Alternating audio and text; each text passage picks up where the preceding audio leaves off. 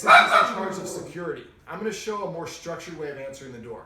Now, the first thing I do is I do not rush. Most of the time, when you have a dog that barks like this, we rush to the door. That tells the dog, ooh, something's about to happen. So I'm going to come over here.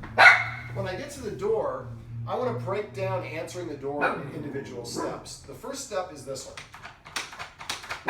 So that got him kind of a little excited. He's under the table. We can't see him right now. So I want to help him practice this particular step all by itself without the door opening. So this step no longer responds. Now I understand we don't want him to bark, but we're ignoring the barking for now. All I want him to do is stay behind a line that's right, imaginary line that's right here. Now when I'm doing this, I'm keeping my hips pointed at the dog. The next step, go ahead and knock again, please. The next step is to jiggle this handle.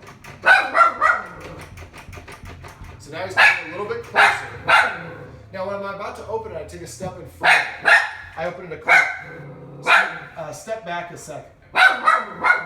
So now what I'm going to do is, if he wants to come forward, I would stop what I'm doing and rush towards him until he goes across the line.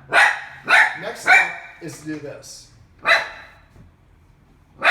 Obviously, it's not very polite to answer the door with your butt facing the door, so I would have you guys text or call one another when you're coming home so you can practice being a guest and we don't worry about it. Making him wait and you're not rushing and you're prepared. So text, when you text, you put everything down, you're sitting there, you're not waiting here, but you're ready to react right away.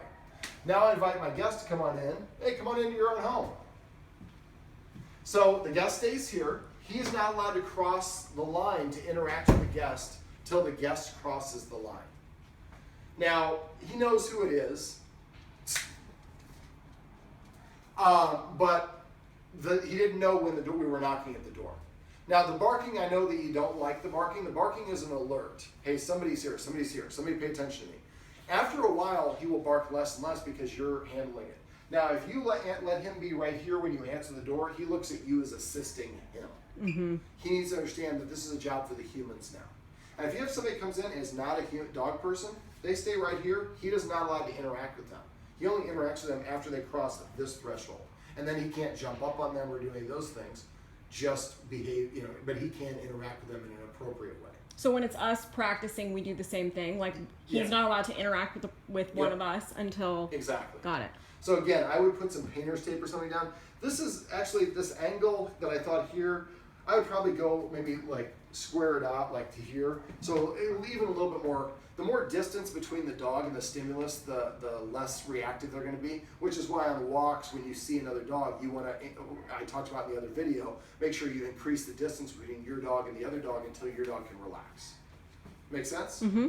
All right, so this is how we can add a little structure to claiming the door to help the dog feel a little bit more comfortable about it and let the human handle that authority position job. Sit.